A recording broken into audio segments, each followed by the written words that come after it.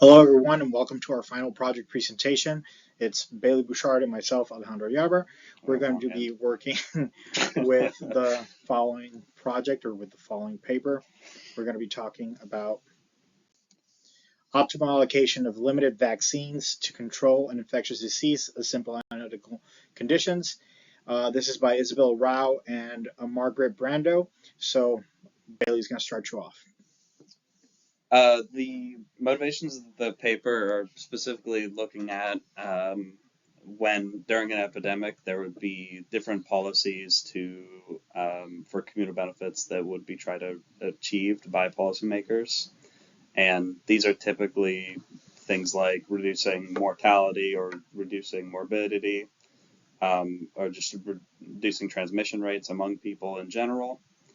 And the authors kind of state that these objectives, they're probably not applicable to every scenario, and not just applicable to every scenario, that they can be mutually exclusive. Just trying to reduce mortality and also the amount of infections, they're not necessarily the same thing, and the best policy is going to change depending on what that objective is, and that reflects a lot of the motivation on what they're trying to do here. So the research questions that it tries to answer is specifically what is the optimal allocation of vaccines, given that they have a limited number of them. And there are four objectives that we want to minimize here that are different, as Bailey noted, which are new infections, death, life years lost, and the quality adjusted of life years deprived by death. So there are certain assumptions here. The first thing is that we have preventive vaccines, and they have an effectiveness that is greater than 0, and they are available, and their actual effectiveness is 0.9 for the study. That the vaccinations of individuals that are susceptible will move them immediately into a recovered state. We're going to cover that a little bit more later. That transmission rate between individuals that are infected and those who are unvaccinated is not impacted by vaccination, so these rates will not change. And the vaccination impact doesn't impact the recovery rate either. There's a limited number of supplies that are available from the vaccines, and it's less than the entire population. And the study is going to be divided in two groups. This is very important for the conditions. And it's going to be one group formed of persons under the age of 65, another group for people who are 65 and over. In order to simulate an epidemic, the authors specifically looked at a scenario that was New York during COVID-19, and they used a mathematical SIR model, which is a compartmentalized model that aims to break the populations of people into groups that are susceptible, infected, recovered, and those that have died due to the complications with the disease. For this model, we would be specifically looking at the above two diagrams here, as there's only the two populations we're looking at, with the older and younger population. And it's simple in how it works, as that there's a case that there's a set amount of people already in the affected population and a larger amount of people in the susceptible population. The people that are in the infected population are able to transmit, they're able to infect people at the other population at a rate of, in this case, beta 1 to 2, or in their own population would be beta 1 to 1, or they would be recovering at a rate of gamma or dying at a rate of mu. In order to fight against the epidemic, what's done is that there is a existing preventative vaccine that can be introduced at the very start of the epidemic, time t equal to 0. This vaccine would be used specifically among the susceptible population, and those that are the people that get vaccinated in the susceptible population end up being moved into the recovered subgroup, and they end up being thus not able to be infected and leading to deaths or further infections of the other group or within their own group. And as everything is done in the initial stage here, the objectives reflect I'm in the objectives, right? The objectives that we're looking at, they are specifically for trying to minimize these objectives, and in how they're, I'm gonna have to cut a lot of this bit out. In how these objectives are minimized, that is how the vaccines are going to be implemented at the very first stage. It could be that in order to minimize infections, that there's differing stages of people in the susceptible populations that need to receive vaccines that wouldn't be available for other objectives. So the disease dynamics are approximated through first and second order Taylor series expansion, avoiding the analytical solution of the SIR model, which would be more complicated than actually doing it through the Taylor series expansions. Using the parameters within the model, the values of the coefficients for the objectives for reducing infections, CI, for reducing deaths, CD, for reducing life year loss, CL, and for reducing quality of life years lost by death, CQALY, are calculated for every scenario and establish a plan for vaccination, which is the objective to function to consider, given on what Bailey said previously. When I say several scenarios, it's because one of the main things is the uncertainty on the number of infected individuals within the COVID-19 pandemic. So this model decided to have scenarios where there were 2, 5, and 10 times more infections than was reported to be able to work that. And finally, there are scenarios that take into consideration a half transmission rate, because there were certain strategies that were used during the COVID-19 pandemic to actually try to minimize the spread, which the authors use a global term of social distancing to consider. In terms of the experiments the authors did regarding the COVID-19 epidemic for New York State, they concluded that in order to minimize new infections, it was better to vaccinate the younger group as opposed to the older group. And that came from the transmission rate, and the cross-contamination rate of the younger group was a lot higher than the older group. And for minimizing death, life years lost, and quality of adjusted life years lost, it was better to vaccinate the older group.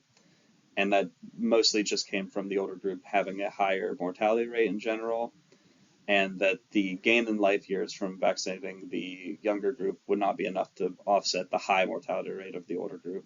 And because of that, for the 3 remaining objectives, it becomes better just to vaccinate the older group. So when we're talking about the contributions, a good vaccine allocation decisions can be made with minimal data. And that's one of the main starting points, because you don't have to require a lot of information to get good decisions. Second, this is a proposed allocation of vaccines with interchangeable objectives depending on what the desires of the policymakers are. So it means that we have useful information and we don't need all that much of information to do it. And this is an application contribution because it's giving us a framework to actually make decisions based on data. And this contributes, and its societal contribution is that it's to overall improvement of public health. So this is one of the main contributions within the paper. The strengths are pretty simple. So when we have a good vaccine allocation decisions made from what we're receiving, and they're found through the equivalent of using, so the allocations found are equivalent to those that would be found with more exhaustive search type algorithms that are more computationally inexpensive, or expensive, excuse me, which is great because it means that we don't have to do all that much work, all that much memory to be able to calculate these allocations. The use of the Taylor series allows these objectives to be approximated to a linear objective. Therefore, we can we don't have to actually do any sort of linearization to the problem. And finally, all 4 objectives will be used as a linear function, and they result in an ABSAT problem that can be worked easier than if you were using an analytical solution.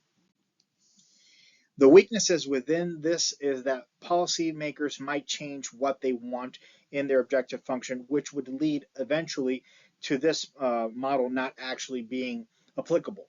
And it only considers one time period when individuals are going to be vaccinated, and it's instantaneous. So we don't know for a longer time period what would happen. It would not be applicable, and it's problem specific. It's specific to COVID-19 conditions, but for example, for communicable diseases, such as some that are transmitted by touching surfaces or from infection from blood or animals, it's not necessarily going to be applicable. And the Taylor series expansion not necessarily gives us the best approximation in longer term horizons. And for it to be realistic, some of the assumptions, additional apart other than the ones that are already there, uh, should be available. Excuse me, should be regarding the availability of vaccines, because not always are you going to have them instantaneously at the moment. In terms of existing extensions to the study, the authors themselves had readdressed this problem in several other papers. The two that we have here, the first of which, it's using the same methodology and the same framework, but trying to minimize the effective reproduction number, which would just be the average number of secondary cases caused from infection going from one group to another. And in this, they determined it was, again, better to prioritizing vaccination for the younger individuals to minimize this number, but specifically only if less than 59% of the population can be vaccinated. In the other extension that they did, they, instead of looking at the problem as a knapsack problem, they tried to look at it over a multi-periods, so that vaccines, instead of them being introduced just at the first stage of the uh, very start of the epidemic model, they could be introduced at differing stages and try to hit a more realistic scenario in which, like in the case of the COVID-19 epidemic for New York, that the vaccine wasn't readily available at the very start of the epidemic. So prioritizing people based on objective immediately wouldn't be the best possible way to do that, and it would instead be done over different stages. Um, for ideas for our own proposed extension, we kind of consider the actual conclusions that they make uh, from their experiments to not be as important as what their framework is. The answers that they reach in terms of minimizing infections by prioritizing vaccination of a younger audience, and for the other objectives for being the older population, they seem kind of trivial, and they make sense, they're logical, just at face value. So something we wanted to look at to expand upon this was, instead of just breaking this down in two simple groups based on age, to instead uh, further look at people that would be more at risk of getting a certain getting disease, people who would be immunocompromised through various health reasons. Um, we could better get a look at them in different numbering population groups, and if we were instead to look at a SEIR model instead of just an SIR model, and it's on the bottom. Propose a new vaccine allocation policy given this new objective, or given this new objective under these new Oh, conditions. okay. Okay, so I'd cut back in there. Under these new conditions, we would want to reassess the originally proposed objectives, and see how vaccinating at certain for these groups, how they will be prioritized to answer the same objectives as were looked at in this paper before.